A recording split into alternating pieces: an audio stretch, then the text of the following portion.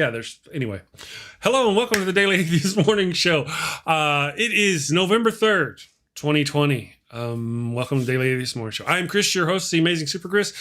Nokasuchi from the Rage channel will be joining me in just a second. Andy Hall from the Laughing in Disbelief blog over at Pathos and the Laughing in Disbelief channel here on YouTube.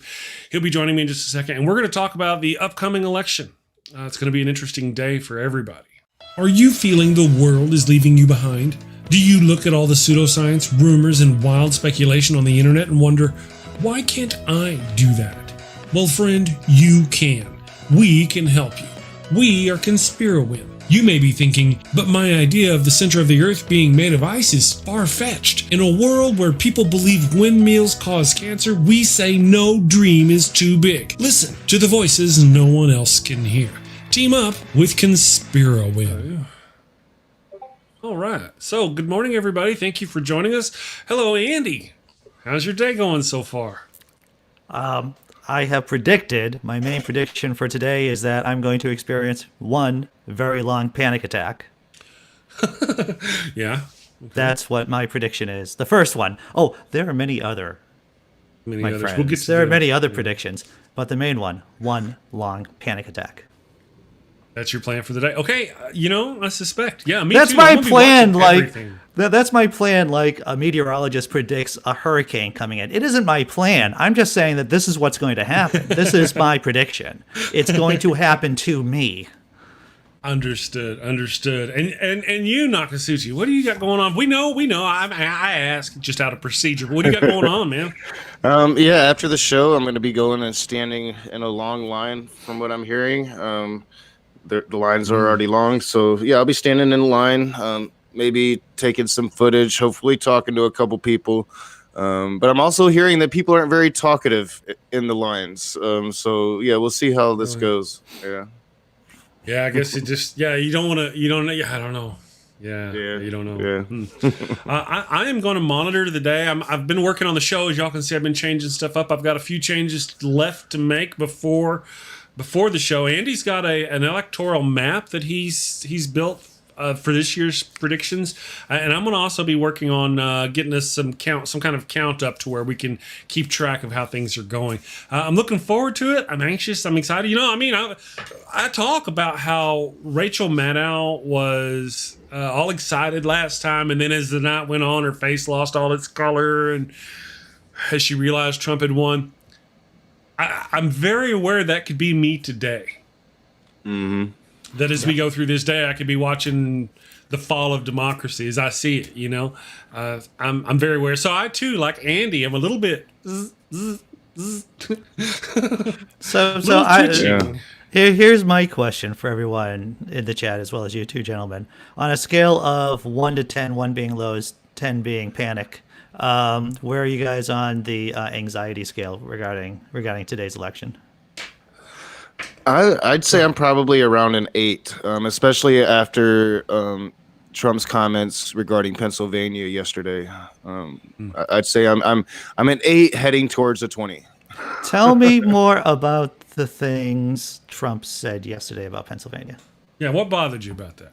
Well, it's the violence in the street comment. That really seemed to be offhand and to where he's talking about, the liberals are going to be doing this. I think he's clearly sending a dog whistle to his people. Yep, definitely. Right. So it makes me nervous, especially in Pennsylvania. I think everybody knows Pennsylvania is crucial. It's really crucial to this election. So. Yeah, a little nervous now. I'm at an 8. I'm not at a 10 yet, but I'm getting there. Junk Shop Library in the chat has answered panic. That's apparently where his level is. Cindy Plaza says, and thank you again to Cripple. You know what? Before I get too far, I want to say hello to everybody. I was so busy before the show getting everything ready. I didn't get the normal chat to banter. Normal time to banter in the chat with the people. So good morning, everybody. Good morning, Dave. Good morning, all you wonderful people. Phil Lister, Junk Shop Library, and the missus. I hope you guys are doing great. Lady Starfire, Techno Apoc, all you wonderful people, thank you. We're broadcasting on Andy's channel, Nokasuchi's channel, Facebook, YouTube, everywhere. The live stream. We're going everywhere. Good morning, everybody. So now that I got all that out of the way, let's get on with the day here. Sorry guys, I'm just I got a lot going on and I'm nervous for some reason. Powerful nervous. I haven't been this nervous in quite a while, Andy. Give me a 1 to 10. Let's put a number on this. Okay, yeah. Knock is at her 8. What about you? You know, I would have to say that I've got there's a difference in my mind between anxiety and nervousness. My nervousness is like at a 7 or 8. My anxiety about things. Thank you, Jeffrey Schwartz, for subscribing. My anxiety on the situation, I'm actually kind of like a 4 or 5. You know, I'm going to do my best. I think. Don't be a wet blanket, Andy. If we're going to be spending a lot of time together today, Chris, and I'm going to make a strong case for panic. Okay, panic. No, do it. No. I'm going to make a very strong. I'm going to make a very strong case for panic. I'm probably with Knock right now. I'm at an 8. And part of this is PTSD from 2016, right? Yeah. I did a similar show like this with my buddy Jack on the Naked Diner podcast. And even though I predicted Trump winning, oh my fictitious God, actually seeing it happen in the way it happened, it reminded me of my childhood in so many ways. Yeah. One of the worst nights that I can remember having. And I still, 4 years later, I still look back and I'm like, how was I so devastated over the loss of Hillary Clinton? I don't know. It was probably the worst night for Trump. me. Yeah. It was probably the worst night for me that didn't involve either a sexual partner or alcohol. Yeah. I'll leave it like that. Yeah. Although that night did include a lot of alcohol for me back then. Yeah, I hear you, brother. I hear you. Our Streamlabs is thinking we got a poll going. We don't have a poll going. I'm going to turn that off. Don't vote. Don't bother trying to vote. We don't. Hey! Don't use those words. Oh yes. You should. I mean, on the poll, of course, obviously. Right. Get your ass to the polls. But StreamYard is broken. Since we can't have the poll run across all 3 streams, I decided to just stop doing it. StreamYard, I forgot to go in there and turn it off. I'm a bad person. So I'm taking care of that. Don't worry about that. So, I don't know. Today's going to be a very interesting day.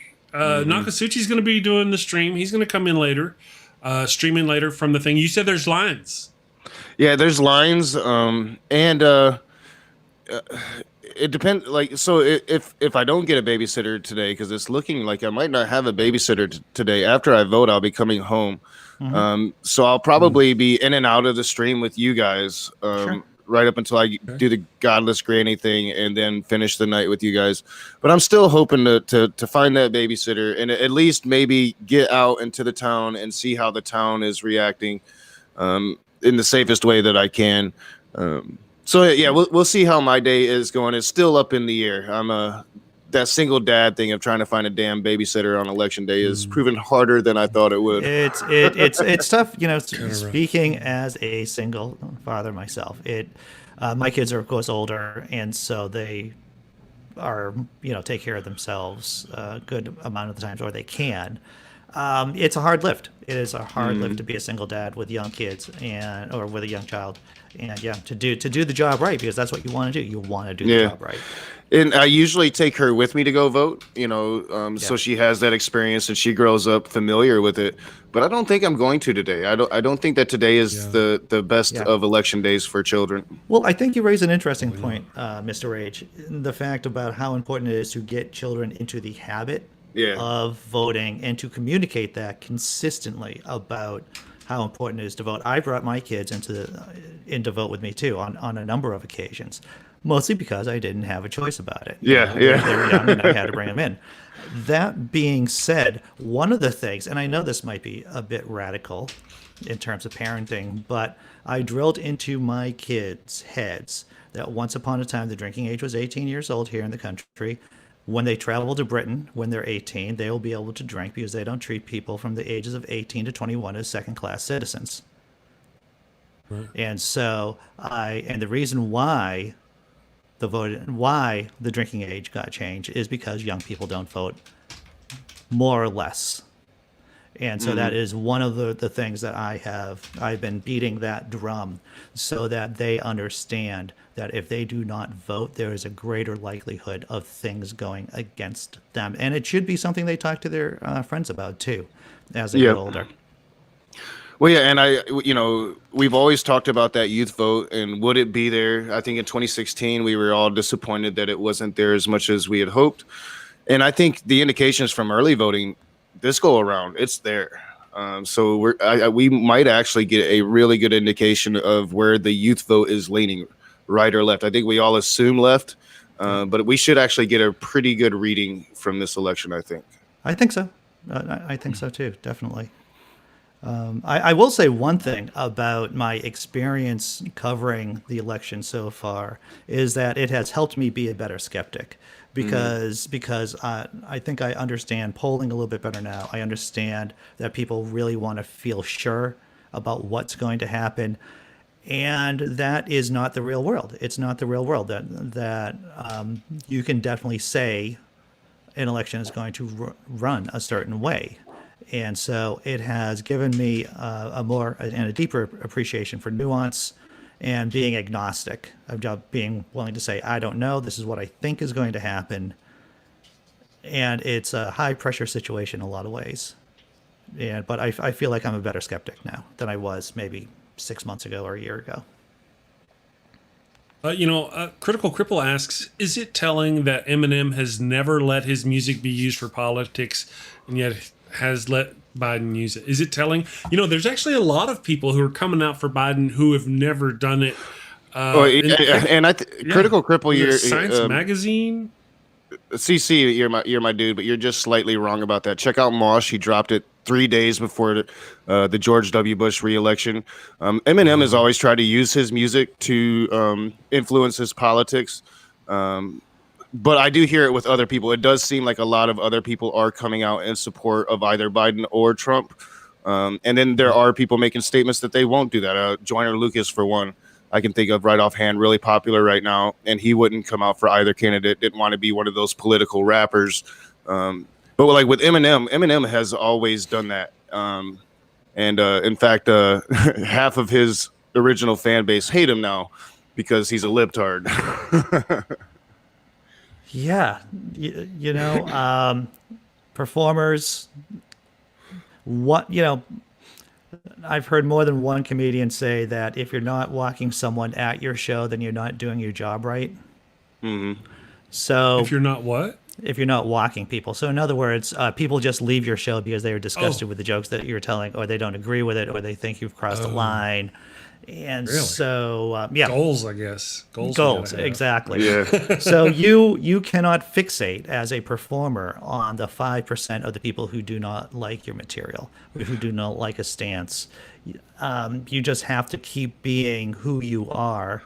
And people, my favorite band of all time, says anyone knows me, is Rush. They followed their own muse. They did not follow the crowd in terms of, they never got a lot of radio play. They just relied on their musicianship and their ability to produce high quality music.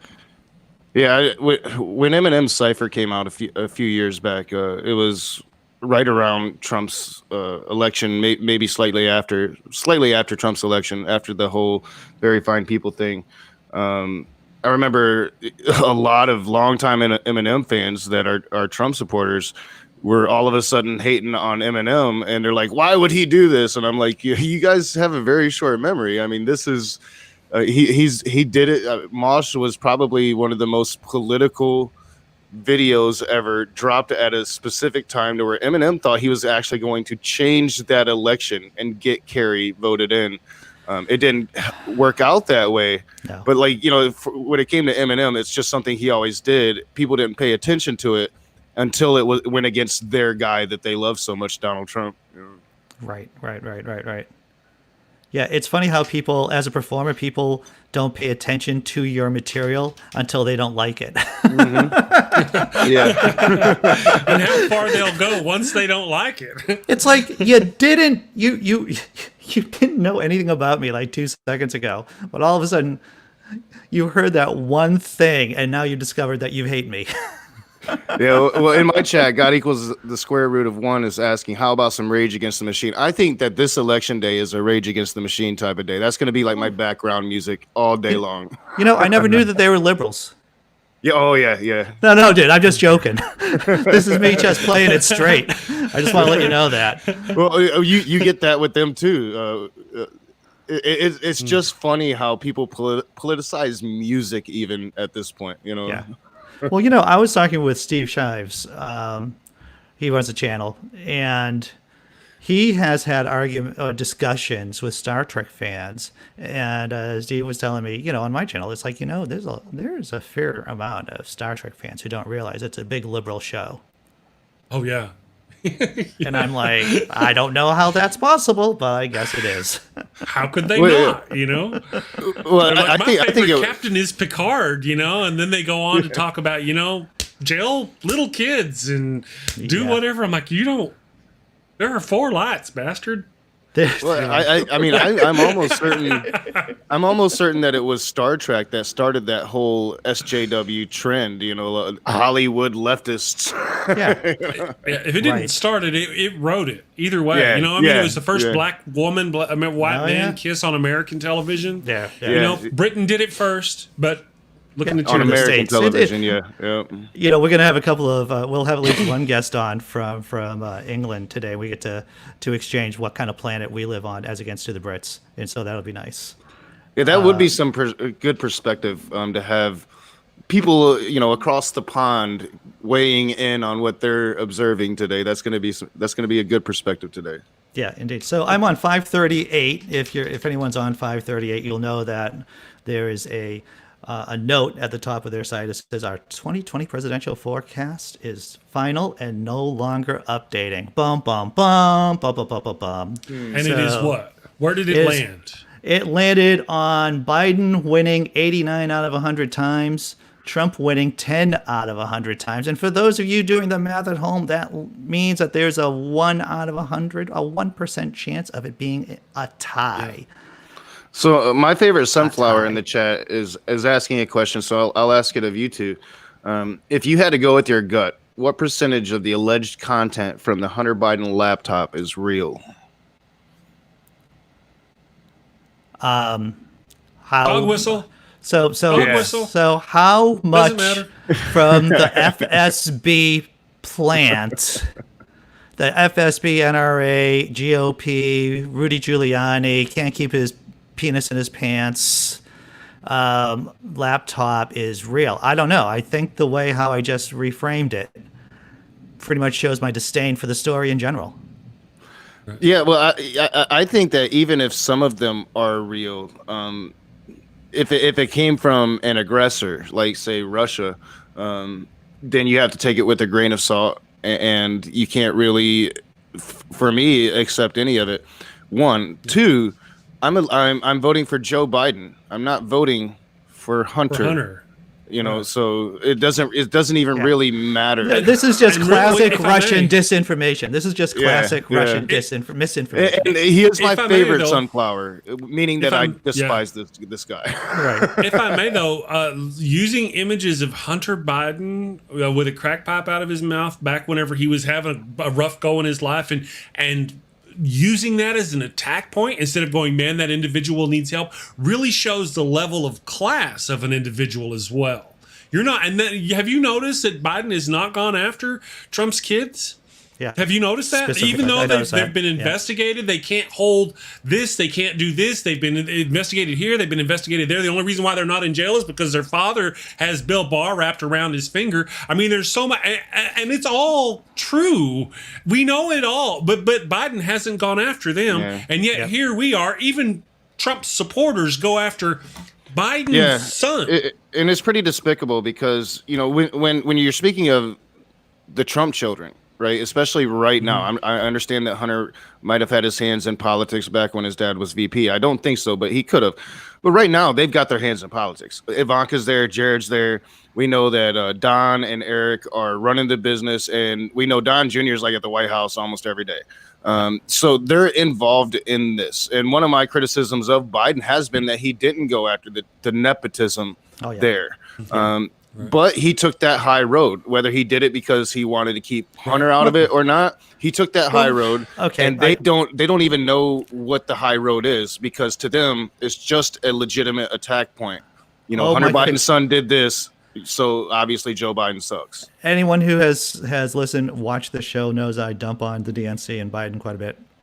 However, I will say that their strategy of keeping Joe away from crowds and then using the last few days, the last few weeks as a burst of activity for him to go around and being in certain states, battleground states, has been spot on. That is exactly what they were supposed to do. Mm-hmm. Yeah, real quick though, people are talking about there's this notion, and your friend there in the chat mentioned it. There's this notion that Biden might have possibly, or his son might have possibly gotten some money. Maybe we're not really sure. It might have happened that he got some money from China, Chinese dirty money from China.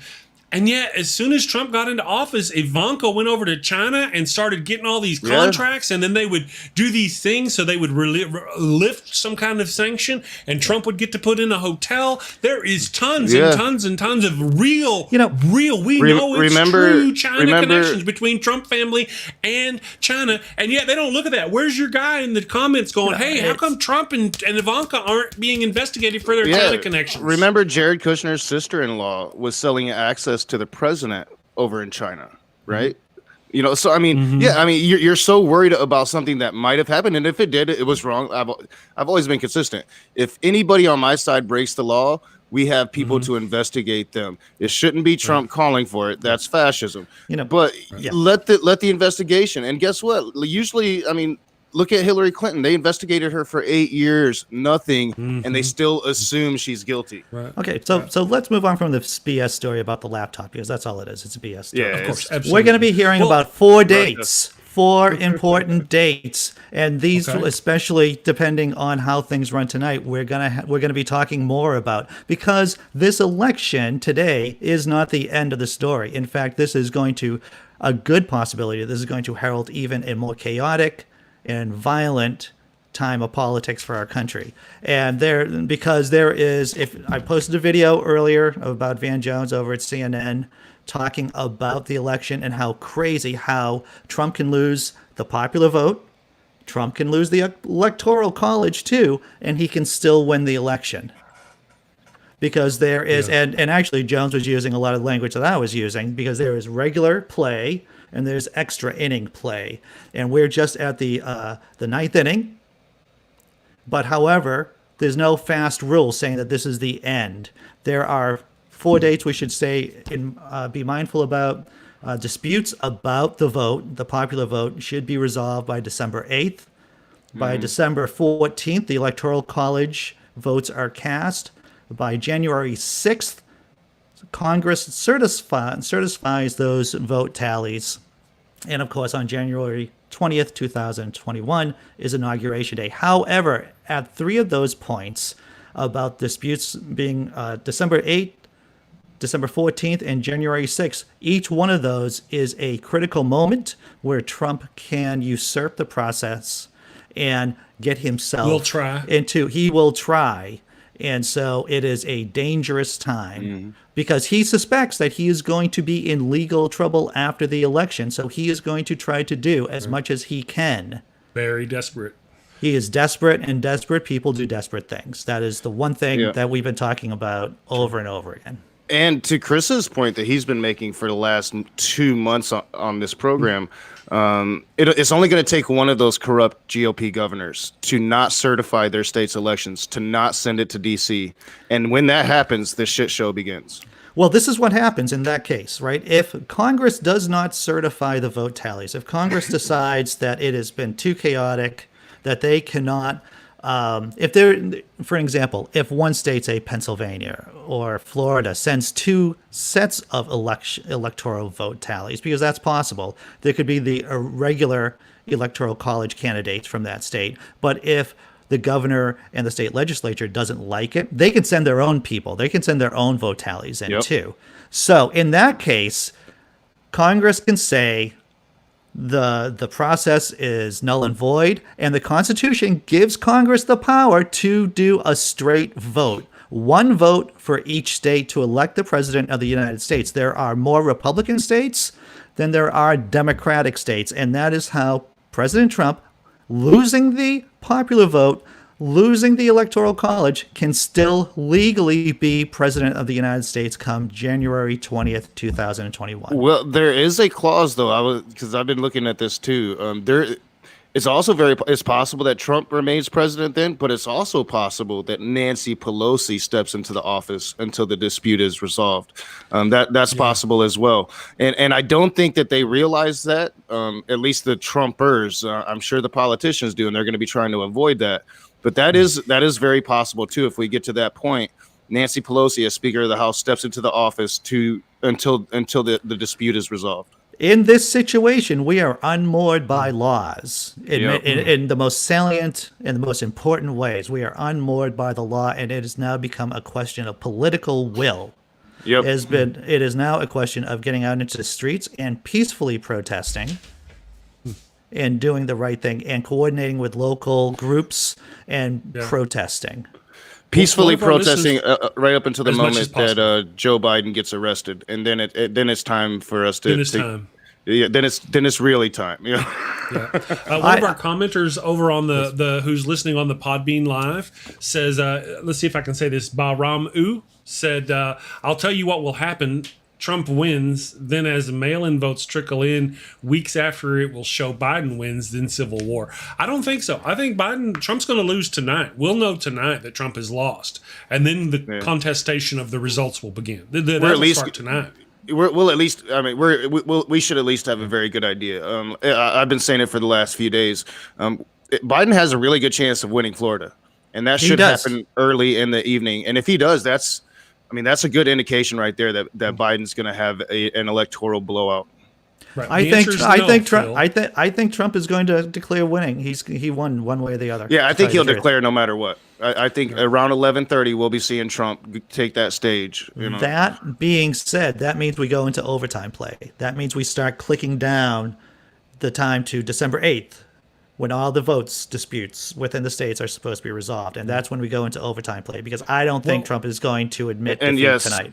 I gave Sunflower some crap, and Sunflower has actually made really good comments about Hunter Biden not being, thank you, Sunflower, for your good, rational comments this morning. But he's asking if Trump takes Pennsylvania and Florida, he most likely wins. No question mark. And I agree. Yeah, if he takes Florida and then Pennsylvania, I think Biden's in trouble. The thing is about Pennsylvania, and I'll be cursing about Pennsylvania a lot. Yeah, all day long. We all know that there are many swing counties in the Keystone State that don't start counting their ballots until tomorrow morning. The idea that anyone can claim victory in Pennsylvania unless it's a huge blowout. Not going to happen tonight, yeah. It's not going to happen tonight. So if Pennsylvania is the hinge state, which most models show that Pennsylvania is the hinge state, no one can really claim victory tonight. The only, once again, it's about a nuanced argument. It's like he probably will, depending on which he we're talking about. And I do think, we're back to 2016.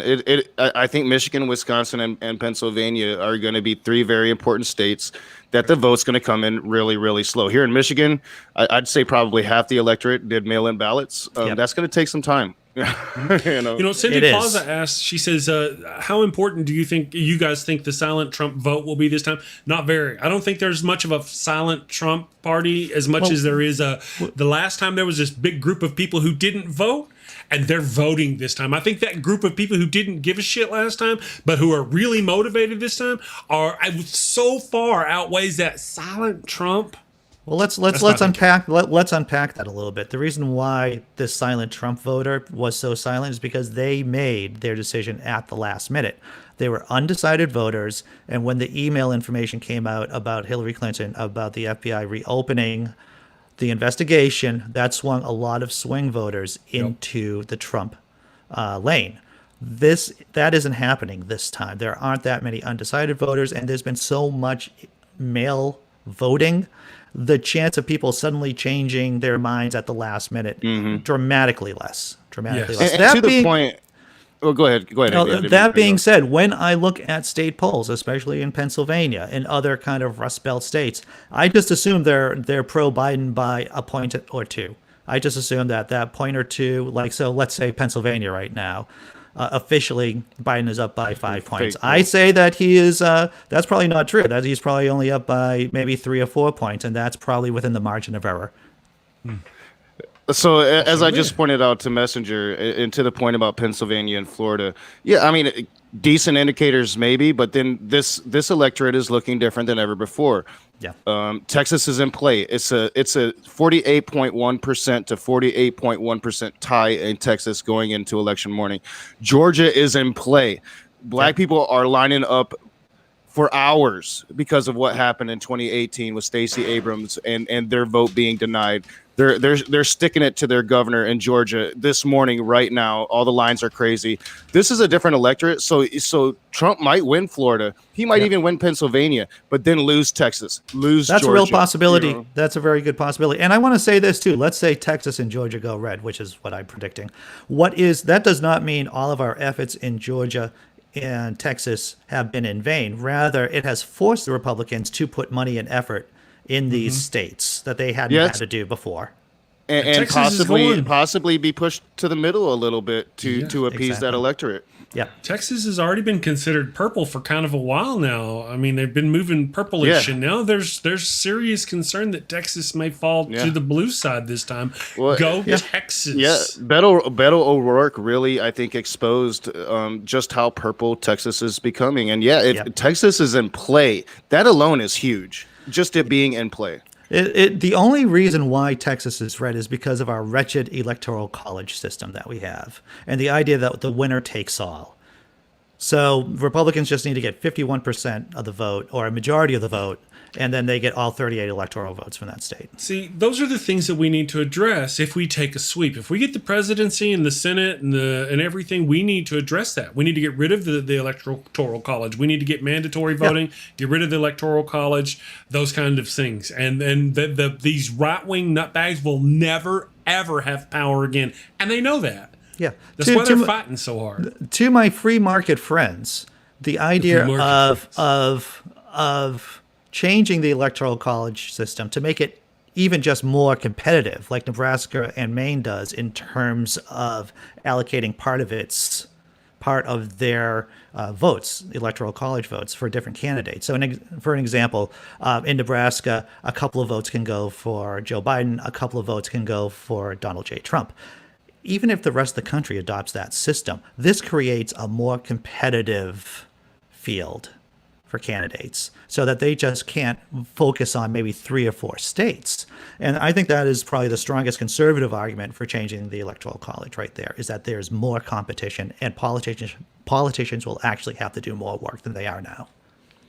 Well, yeah, I definitely think, my stance is get rid of the electoral college altogether. I think it was a bad compromise. I think it was a compromise designed to take away democracy and establish that oligarchy class. Yep. But even if we're just messing with just updating it to the times to do what you're saying, just to put every state into play, I don't think that a Republican candidate should ignore New York or California just because they're blue states. They should be trying to win votes there as well. So I think that there is something that we should be able to do to at least make it to where every state's important. Yep, every state should be important. I mean, in Massachusetts, the last poll I saw was that Biden has a 34% chance. He's up by 34 points. And I can tell you this, the electorate here is at least 25% Trump supporters, at the very least. So those are electoral votes that Trump could be getting if the state decided to do proportional allocation of the electoral college here. Messenger reveals it's too early for me, bro. It's too early. Troll me at 4:00 today, dude. Come back at 4. Come back at 4. He's like, if we got rid of the electoral college and went to the popular vote, Republicans would rule for decades. Like, dude, what country do you live in? They would not. That is like the Sunnis thinking that they're the majority in Iraq. They were not the majority in Iraq. And the thing is, this just shows you the bubble that a lot of Republicans are in, is that they think they're in the majority. They're not. They're more registered Democrats than Republicans in this country. Yeah. I can disprove that right now. Hey, Messenger reveals, if that were the case, why do the Republicans fight so hard to keep people from voting? at every turn. If they could win the popular vote, why? It just doesn't make sense. They fight it at every turn. They're fighting it in Texas. They're fighting it in Kentucky. They're fighting it in California. Everywhere they can, they try to make it to where people cannot vote. If it were true that they would win the popular vote, that would not be the case. They would be trying to and desperately everything they can to get people to be able to vote, which is exactly what the liberals and the Democrats are doing. So your logic is just screwed up. Examine that and then take from that and go, well, if I'm wrong there, what else am I wrong about? And just kind of work there from there. You'll be okay. Take a pill, maybe lay down if you need to. Yeah, and drink some coffee, Messenger. We'll be doing this all day. So early. So once again, I just want, it is so important for us to follow the data, whether we're Republicans, independents, Green parties, whatever political stripe we're in. If we're trying to be skeptics, we should be following the data. And so just literally a 2-second freaking Google search, I find the Pew Research Center, and this is what the data is from 2020 about voter registration here in the States.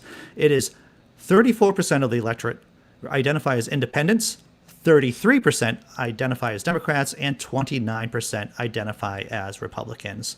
So there are more registered Democrats in this country than there are Republicans. Well, yeah, and if we can actually get the DNC to do what we've been telling them for a decade now, and get those grassroots out into the rural areas, get our message out into the rural areas so the Republicans don't have a dictatorship over the narrative in these areas, Republicans are going to be a scarce thing if we actually strategize and invest in manpower to go talk to the people that hate us so much. Once we start doing that and we convince them that we're on their side, Republicans aren't even going to have a base anymore. Well, they will. Yeah, well, it's an interesting point that you make, Rage, and a lot of people, and as well as I have said this, is that the Republican Party, unless they become full fascist, they become fully a white Protestant theocratic party, then they will have to expand. They're just going to have to expand their base. Yeah. Thank you, Sammy Jenkins, for the $2 of support to the channel. Is that a song? Hey, True Blue, is it me and you? Is it a cockapoo? Cockatoo. Thank you, Sammy. If it isn't, to quote Voltaire, if it wasn't a song, then we'd have to make it a song. I think he said something like that.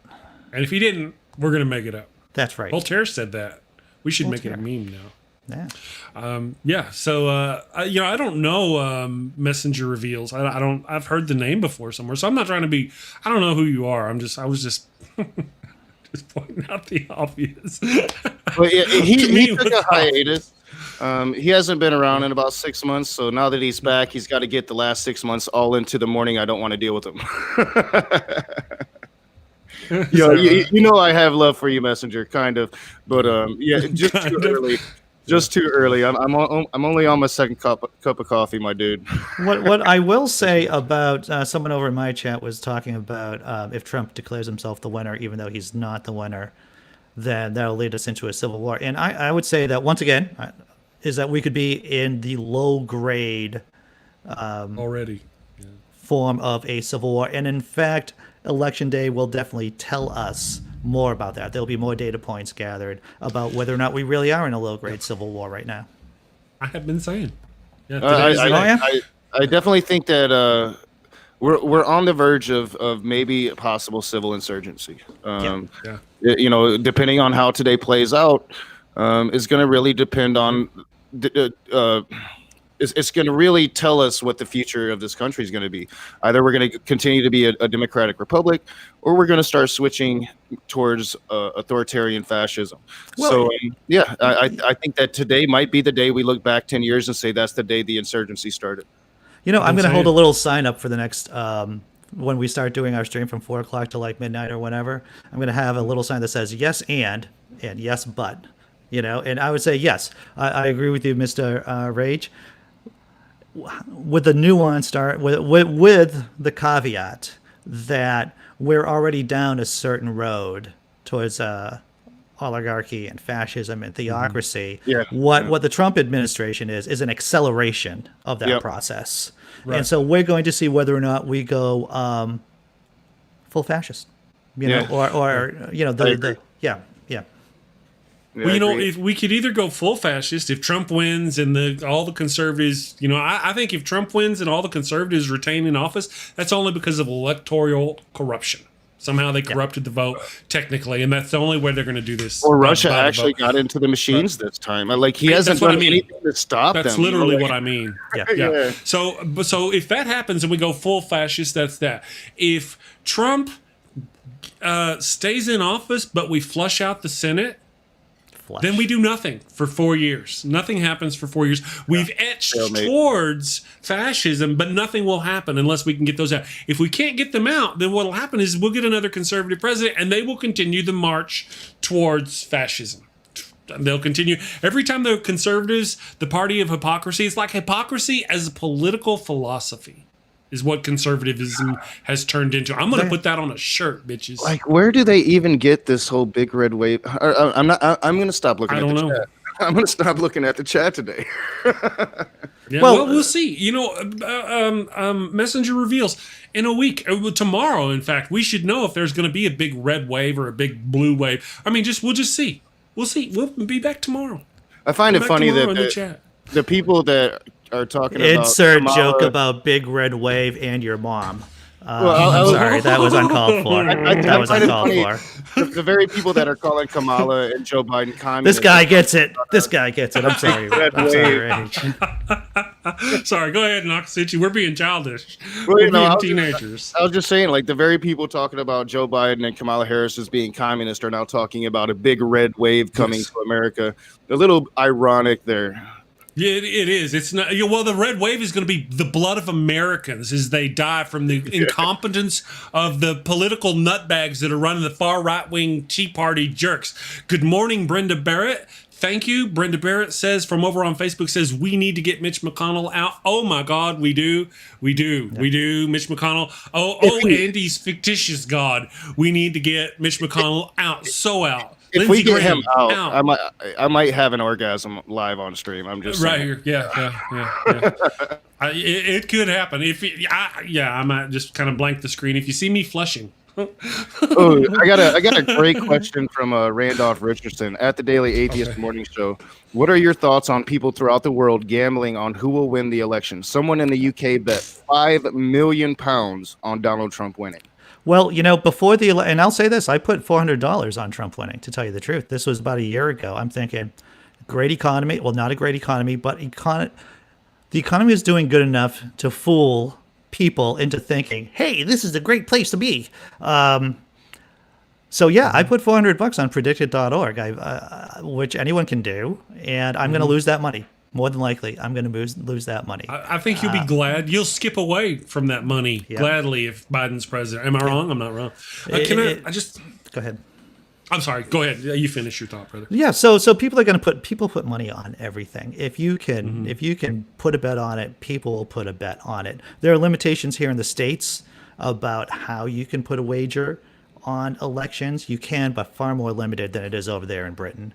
And that person who put £5 million on Trump, I hope he has a lot of money. I hope they have a lot of money, and that was just fun money for them to lose. Because they could have been like me. They could have put the money. They may not even like Trump, but they just saw that Trump was going to win a year ago. And then we had this black swan event that was COVID-19, and that changed the world. And Trump was not able to deal with it. And even if he could deal with it competently, the odds are he still would be voted out. Yeah, I think that I think that there has always been an element, especially overseas, of voting on American elections. It's always been something like popular all across the world. But I think that it's becoming so rampant just kind of shows the disease that's in America now. It's not about policy or politics or political philosophy anymore. It's about the show. It's about the entertainment of it. It's about us against them and that whole mentality. And then when you breed a system like that, then it's going to create that circus that more and more people are just going to be tuned into their TV and trying to either bet on it or call it.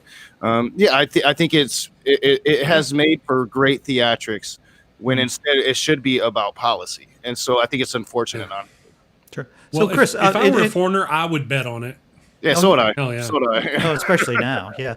So, Yeah. Chris, tell me about how you're structuring the show tonight. We're going to be able to watch different news sources, watch the president's Twitter feed. How are we doing this? Because I'm just getting ready here to just talk for like 8 hours or so. Okay. But how are we doing this thing? I'm glad you asked that, because we've also got a question from Sean Alexander in the chat is asking, is there a different live chat? I'm seeing different chats on the screen than what I'm seeing in this chat. Yes. If you're watching the chat, we're now streaming to all 3 of our channels. We're streaming to the Daily Atheist Morning Show channel, the Laughing in Disbelief channel, and the Rage channel. We're streaming to all of them. So we have 3 different chats. The chat on the screen unifies them all. So if you'll watch that chat while you chat, you'll be engaging with all the people from all 3 channels and Facebook, in fact. So there's that. So we've unified all of those. Now, I do have the ability to pop up. I'm gonna pull his thing down here. I've got the ability to pop up the screen. Let me see what I've got on the screen right now.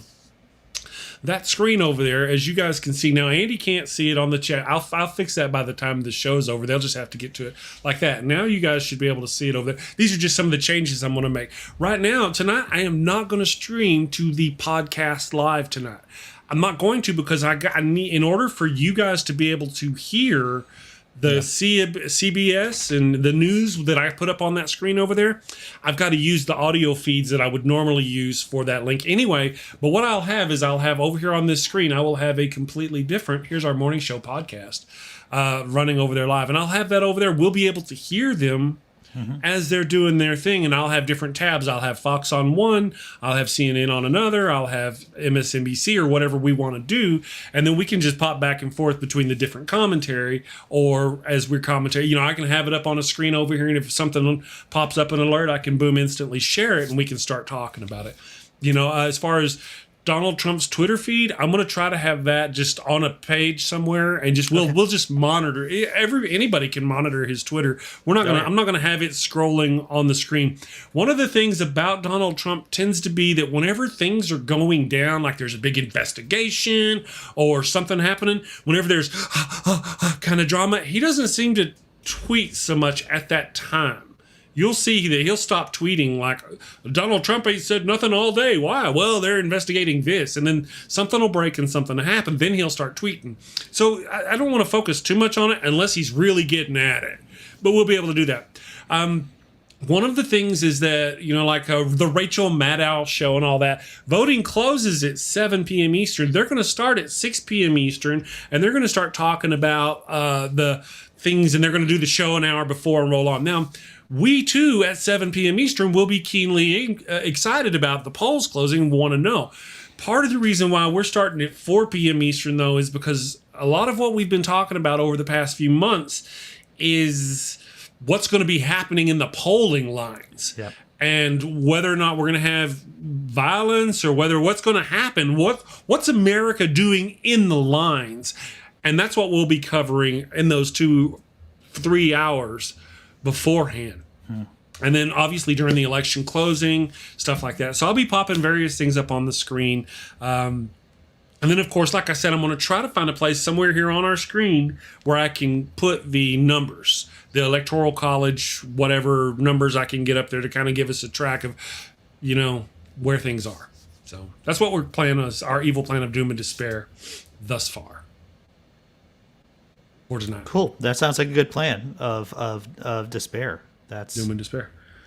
Gotcha. Yeah. So hopefully y'all will be here. We've already got a link for it. I'll put a link. I will put a link. And then whenever you guys get the opportunity, go ahead and if you're not subscribed to my channel, subscribe to my channel or Nokasuchi's channel or Andy's channel. We're all going to be doing it, right? And all of us already have the show there. So this is what we're doing, and I'm going to ask people in the chat, or whoever's watching us and whoever's listening to us, to ask a friend or to talk about the show. I think Chris puts on a great show. I don't even know what I do here, to tell you the truth. But I think whatever we do together, I think it's a good product. And when you watch the show tonight, this afternoon, and tonight, we're going to be having fun. We're going to be laughing, and you'll also get a lot of high-quality information, too. And so talk to your friends, or just tell someone about the show and ask them to, at least for a little while, just to check us out. and a whole slew of great guests that you guys got lined up coming on. But true. also, you know, like I think John Peterson said he wants to stop in, so I'm sure we'll also be getting people that want to stop in, and I'm looking forward to a really good show that we can possibly give an honest reflection of what an average American is going through during one of the most important elections of our lifetime. True So enough. I think it's going to be a good show. I'm looking forward to it. I'm looking forward to your guys' commentary, and hopefully I'll be out in some lines and can actually, you know, come in and give you some feeds. But if not, maybe I can at least talk about what I'm seeing, and other people across the country can talk about what they're seeing, and we'll have a good conversation about what today actually is as it's happening. And you might see some liberal meltdowns. You know, who knows? You might see some tears tonight. But I'm hoping they're tears of joy. Very possible. Hopefully so. Hopefully so. Well, yeah, hope so. I had a question here about Godless Granny's channel. I know Nokasuchi's going over to the Godless Granny's channel. I love Godless Granny. I have nothing against doing anything and going, hey, Godless Granny, or do something. I have no idea, though. I've been so focused on my own stream, my own thing. I've got, not only do we have the guests that Andy has rounded up, Andy's got a lot of guests rounded up. Plus, hopefully we're going to have, he already said he's going to be here. The Godless Engineers should be here, joining us too. So maybe Godless Granny will join us before or after her stream. Oh yeah, that'd be fine. That'd be great. Yeah, I have nothing. I'll definitely I'm send not her an against- invite. Yeah. Right, I can actually pop her stream up on the page over there, and I have nothing against it. It's just she and I haven't talked about anything. Love her, you know, she's wonderful, but we haven't talked about anything. I've been so focused on my own thing. Yeah. Well, and a lot of people are doing their own shows tonight, and you know, absolutely. So you know, I would say check them all out. You know, but end your night here with up us. On the screen. Yeah, you can have more than one screen up. You know, I think it's going to be a very interesting night with a bunch of different reflections from a bunch of different places. Yeah, I'm going to go on Granny's stream for, I told her about 20, 30 minutes. And I think it's just good that more and more people are involved with the political process, wanting to speak about it. I know a lot of people are like, well, atheist, you know, all they talk about is politics anymore. Well, they go hand in hand. Religion and politics, unfortunately, go hand in hand here in America. Yeah. If you're an American atheist, you can't really get away from it. You know? What fascinates me is that there'll be all these atheists who start decrying the dissolution of the church-state wall. And then they'll say, atheism has nothing to do with politics. I'm like, oh, that's a lovely amount of cognitive dissonance you have there, my friend. Well, and our issue in politics is the same issue that our forefathers had, our founding fathers. We have no representation. You know, they're taxing us, but we don't get represented. You know, that caused a major issue in this country at one period of time. I'm just saying. Right. Yeah. YouTube's. I was going to try to post a link to tonight's show, but YouTube is really having a hard time right now. So do you know how many people asked me to be on their shows tonight? None. Because I'm fairly unlikable. Well, you know, I don't really take it that way. Nobody's invited me either. I think it's a lot. Often I haven't really invited anybody myself. I don't know. Well, I mean, the thing is, this is kind of like the people who I have invited are just people who would not be coming on the show if I did not specifically ask them to. So they're people who regularly come and visit us during the morning show. You know, if they want to pop in, I imagine there's no barriers to that whatsoever. If they want to come in, that's fine and hang out with us for a while. Yeah, and it's going to be a fun time. Ultimately, it's going to be a fun time. That has been what I've been telling people. Like I told John, I know Red Fang had reached out to me, and he would like to come on tonight. And I'm like, sure, yeah, but it's not like an open room like I do. You know, come on, give us your thoughts, and then then leave it so somebody else can come on. Well, yeah, who's Red Fang? That type of thing. He's in a lot of streams and a lot of side chats.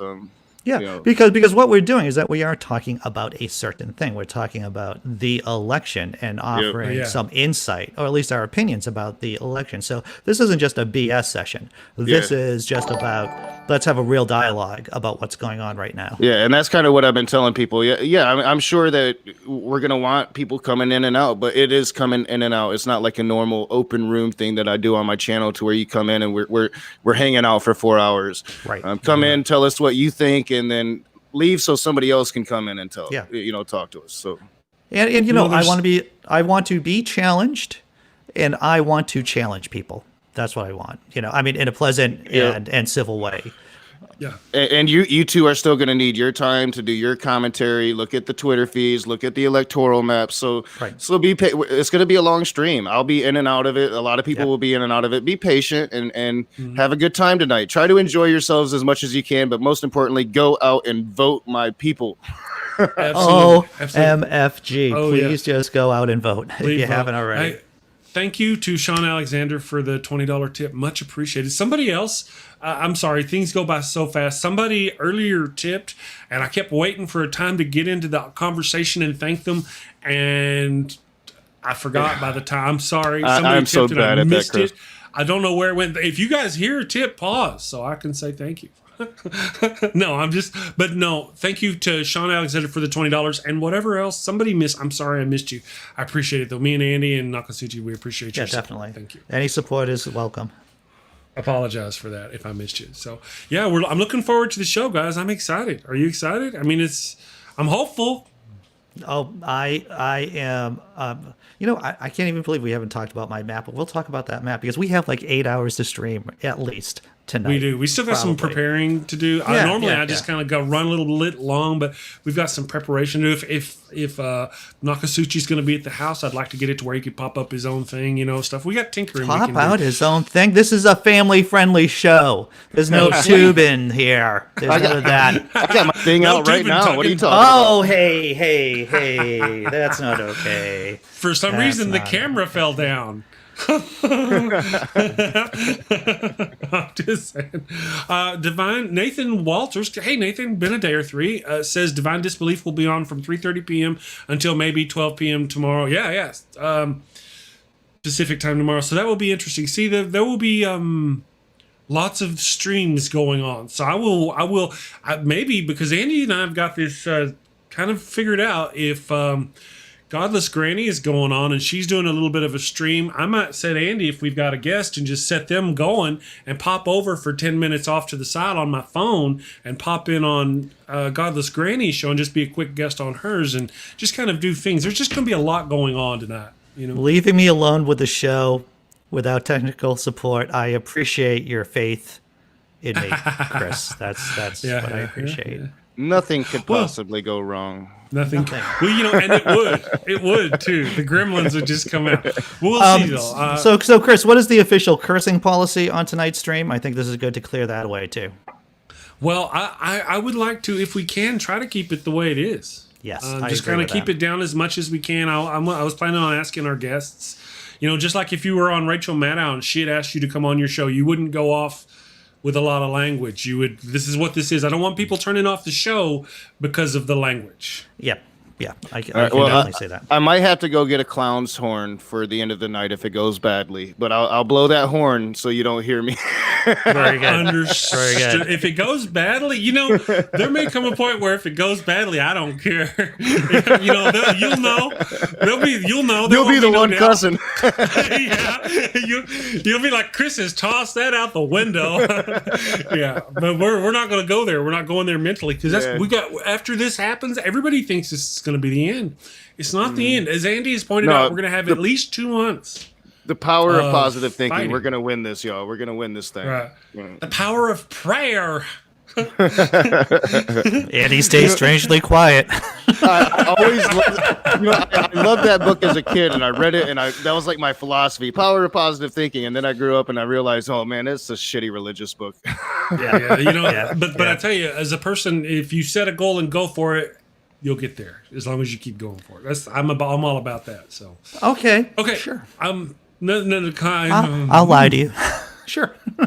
Anyway, well, you may not get there, but I mean, you will never get there if you don't set that goal and try for it. I agree with that, sir. That's kind of it. Anyway, keeping it positive. Keeping it positive. Well, for now, right? My blood has face. My face has blood now, but good. By the end of the night, I may be a 4-year-ago Rachel. Anyway. All right, guys. Thank you very much, Andy. Thank you, Nokasuchi. Thank you, everybody in the damn nation. All you wonderful people for joining us on all 3 channels, the Facebook and the Daily Atheist Morning Show podcast live. Listen, if you're listening on the podcast and you want to join us for the other one, we're not running the podcast for that. You got to join us on YouTube or Facebook. So, all right. So, guys, we're off to save the world. We will see you later. Talk to you later. Thank you for watching the show. A special shout out to my gold level Patreon supporters, Cindy Plaza and Ian Davenport. Thank you and have a great day.